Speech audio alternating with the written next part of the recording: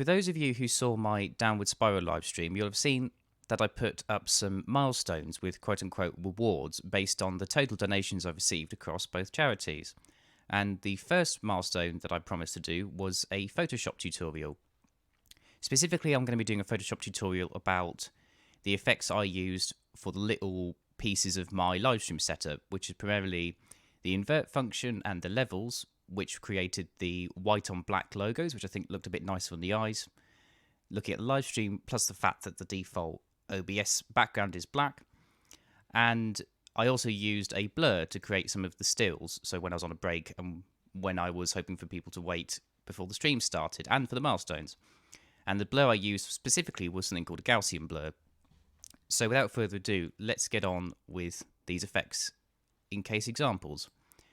So here I've created a fictional logo, and you can see it's got a few colors and some text.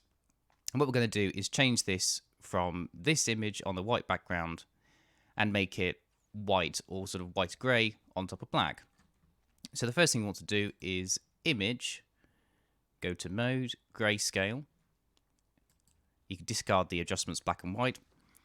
Now I want to go to adjustments, levels.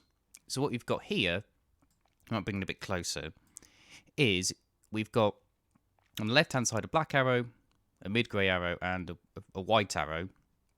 And this sort of represents where we want the black, mid-grey, and white to be. And you can see for this image, because you've got it in grayscale, and there's also only a handful of distinct colours, there are distinct peaks. So we've got this massive peak where the white background is, just as an example.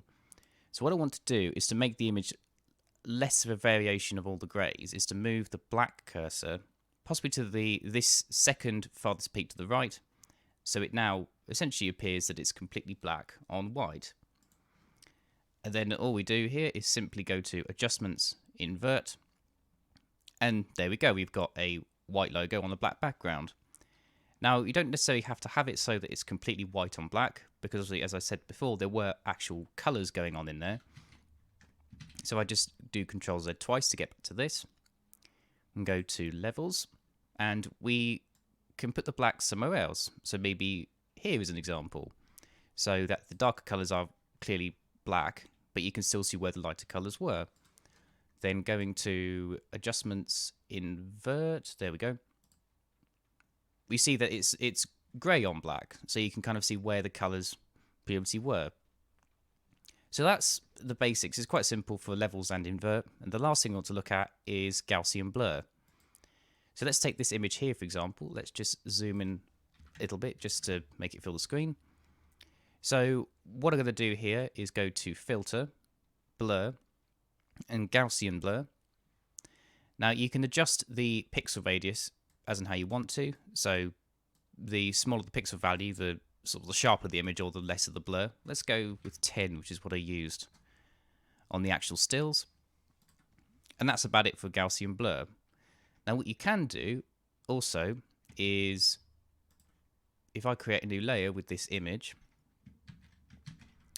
just copy and paste that on, then if I was to apply a blur to the bottom one, just show you that I've done that, hide the top layer, blur, so this bottom layer is blurred and the top one isn't.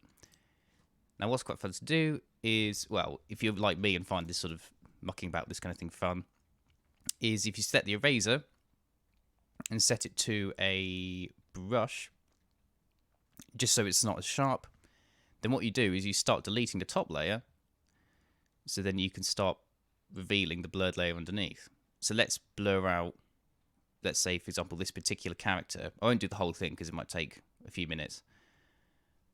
But you can start erasing this top layer and you can see that it looks like, well, the idea eventually being that this particular character would be completely blurred, leaving the rest of the image unblurred. I'm doing it a little bit rough here, but of course with a bit more time you can be very specific about it.